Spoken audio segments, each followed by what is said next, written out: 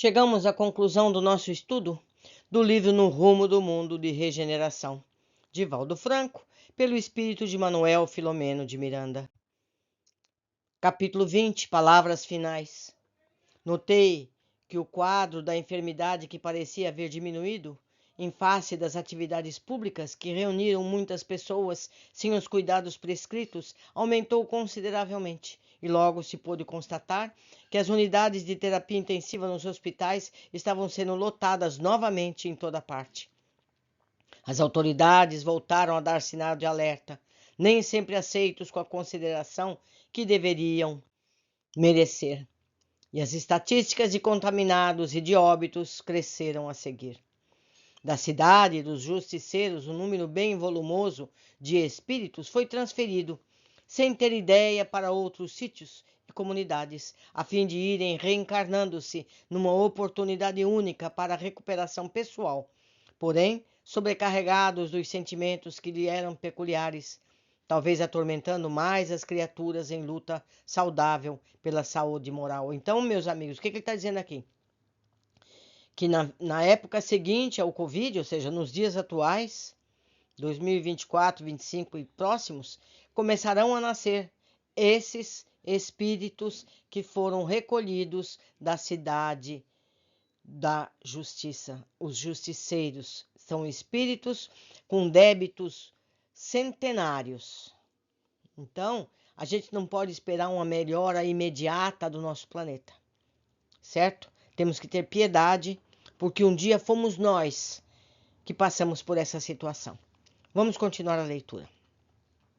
Pode-se concluir que, aumentando o número de espíritos turbulentos e de princípios hostis no mundo físico, muitos embates seriam travados, de modo que a dignidade humana, rebaixada e violentada, recuperasse o seu padrão de honradez e os princípios morais e espirituais voltassem a merecer consideração. Essas lutas, que se têm ampliado nos relacionamentos sociais, no assodamento das paixões de ideais de fraternidade mediante métodos abusivos, dando lugar a novas classes para exigência dos seus direitos e valores, têm constituído um grande prejuízo à sociedade, que perde facilmente a paciência e passa a valorizar os seus interesses em detrimento dos outros e arma-se para não perder as vantagens que desfruta. Os espiritistas cabe a consciência dos deveres com que a doutrina os honra, realizando o combate às más inclinações, à sombra dos desaires morais que os aturdam, evitando exibicionismos e debates desgastantes, nos quais, ao invés das teses de esclarecimento para tranquilizarem-se uns aos outros, procura-se humilhar, ofender, realizando combates públicos desnecessários.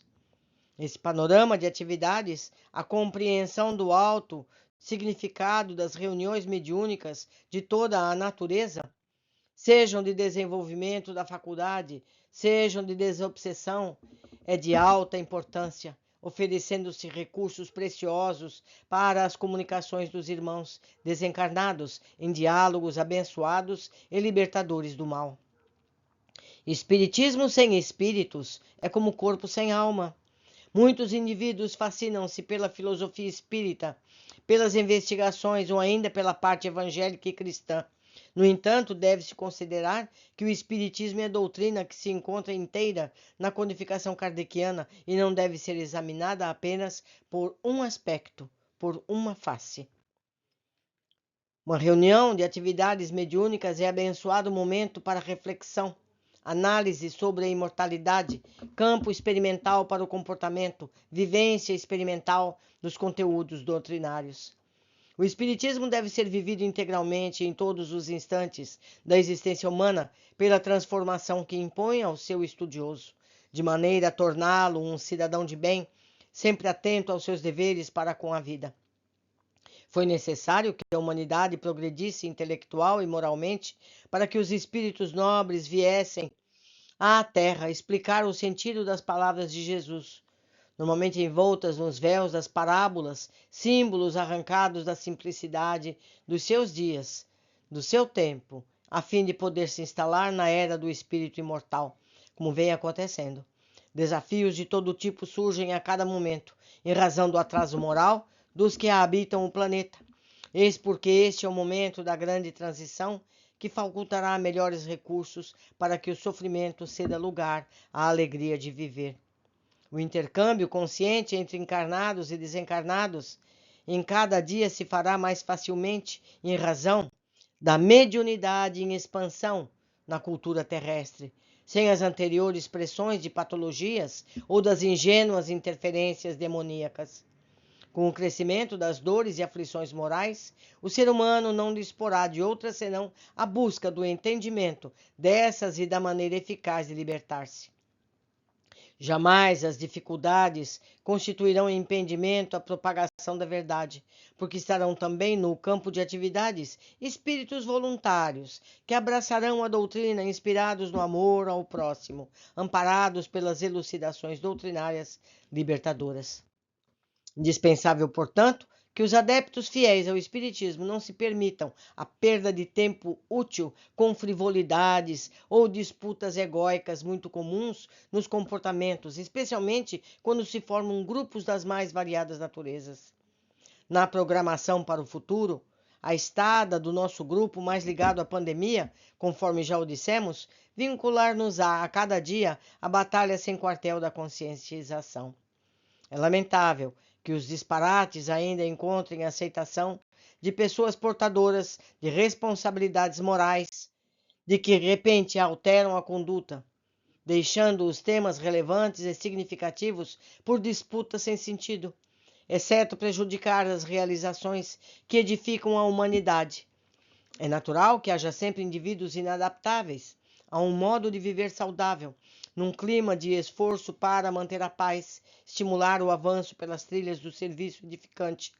Sucede que são principiantes nos árduos processos do crescimento para Deus. Estão atados aos prazeres orgânicos que os institutos lhes permanecem, em predominância em detrimento das emoções superiores. Antevemos aflições demoradas aos que agora estão em corpo carnal, enquanto predominarem as ambições terrestres do poder, do ter, através das decepções contínuas. Inclusive com o próprio corpo, nem sempre apto a suportar o resultado dos comportamentos prazerosos. Toda a máquina funciona conforme a sua constituição. O seu mau uso sempre produz danos, não poucas vezes irreparáveis. Assim também sucede com a máquina orgânica. Todos devemos estar preparados para os acontecimentos que sucedem, mesmo aqueles que constituem desdita, padecimento e angústia. No íntimo do ser, no entanto, estão os mecanismos de solução que devem ser acionados, mesmo antes de surgirem como emergência na sua função. Outro sim, também podemos prever as bênçãos que todos fruiremos durante a grande mudança e após quando o nosso planeta for melhor em razão do nosso aperfeiçoamento moral. Nossos olhos, portanto, devem também ser postos nas venturas que nos aguardam, anelando pelas dádivas de amor e plenitude que nos serão concedidas desde agora. Essa realidade, porém, dependerá exclusivamente de como nos comportemos e contribuamos para apressar ou retrasar os dias formosos. Após um demorado encontro com os membros do nosso grupo, o venerando Spinelli sugeriu que interrompêssemos as narrações, porquanto os demoraríamos num largo período em atividades no trabalho do Evangelho vivo em ação. Prolongando-se nossos compromissos, contemplamos as possibilidades sublimes do amanhã, com a alma referta de alegria, agradecendo ao Senhor Jesus pela oportunidade que nos tem sido oferecida. E auguramos que todos sejamos aquinhoados com as bênçãos de paz e plenitude no rumo do mundo de regeneração. Faço eu, meus amigos, agora uma conclusão. Eu, a leitora, que está aqui por todo esse trabalho. Vamos lá. Vivemos dias de seleção de almas, de higiene dos abismos e umbrais da terra. Os que aceitarem a reforma dos seus sentimentos podem mais uma vez conquistar uma oportunidade de encarne na terra, onde poderão redimirem-se de seus erros ou persistirem nas faltas do passado. Por isso vivemos atualmente um turbilhão de situações conflituosas na sociedade. Maldade sem limites, ações fraternas em grande número, contrastando as situações em toda a terra. Os que se recusam deliberadamente são imediatamente transferidos para outros planetas, ainda em estado primitivo, onde poderão experimentar novas oportunidades evolutivas, longe daqueles que pretendiam prejudicar com suas vinganças nascidas em dias seculares do passado. Teremos ainda outras oportunidades para testarmos nossa capacidade de paz e fraternidade, de resiliência e superação em nossas faltas do passado. Hoje, mais do que nunca, nos convém seguir os conselhos de Jesus. Amarmos a Deus sobre todas as coisas e ao próximo como a nós mesmos. Essa é toda a lei e os profetas, ele nos disse. No dia em que todos agirmos desse modo, estaremos no paraíso prometido. Não mais assassinatos, roubos, fraudes, por não querermos nos prejudiquem. Não prejudicaremos também. Concluímos nosso estudo, aguardando que todos nos sigam nos próximos livros. Ficamos por aqui e até breve. Abraços.